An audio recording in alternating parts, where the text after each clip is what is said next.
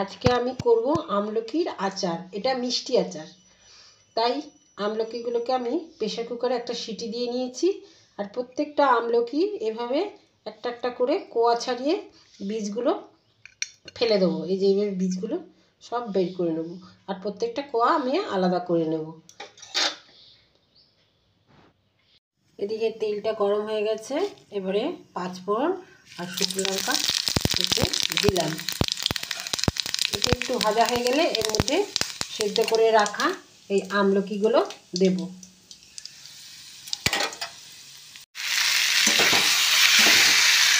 এবারে এখানে একটু হলুদ দিলাম, স্বাদ মতন লবণ দিলাম। একটু ভেজে নিয়ে এতে আমি চিনি দেব।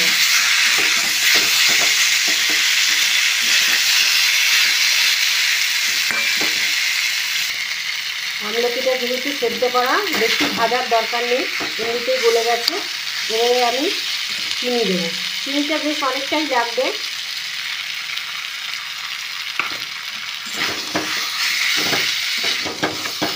আমলকি প্রচুর গুণ।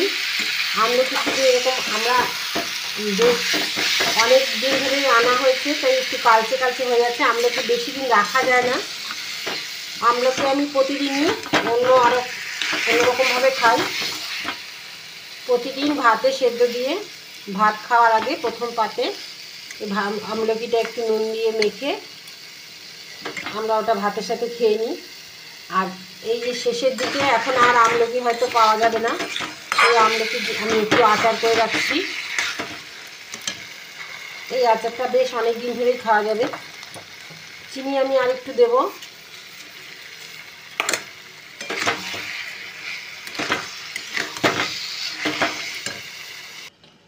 এবারে এদিকে 5 ফোড়নটা গুঁড়ো করে নেব।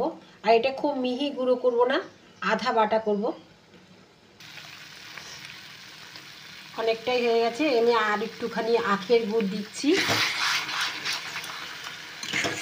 মিষ্টিটা যে যার মতন, অনেকে টক পছন্দ করেন, মিষ্টির পরিমাণটা একটু কমিয়ে দেবেন। আমাদের বাড়িতে সবাই একটু মিষ্টি মিষ্টি আচার পছন্দ করে।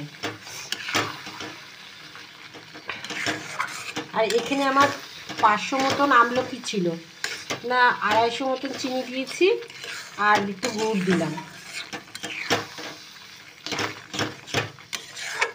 আচারটা আমার হয়ে এসছে। আমি এবারে গুঁড়ো মশলা দেব। আমলকির আচার আমার হয়ে গেছে। এবার এই যে গুঁড়ো মশলাটা আধা গুঁড়ো করে রেখেছি, এবার আমি দিয়ে দিচ্ছি।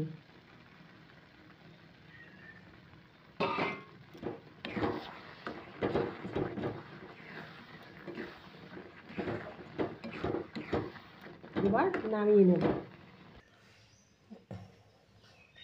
কি দারুণ হয়েছে আমলকির আচার, খেতেও খুব ভালো হয়েছে।